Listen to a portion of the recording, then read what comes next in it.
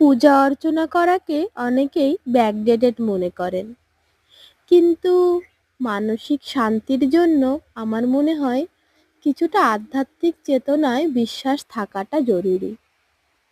আদব কায়দা, পোশাক পরিচ্ছদ সবকিছু পরিপাটি করে করুন না, তাহলেই তো মডার্ন হওয়া গেল।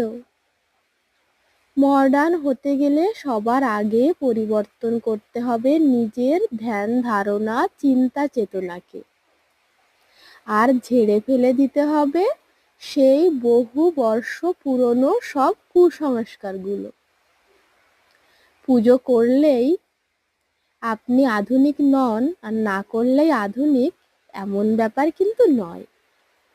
তাই আমার গাছের প্রথম ফুল আমি ভগবানের চরণেই অর্পণ করব। তাতে কারো কারো আমাকে আধুনিক মনে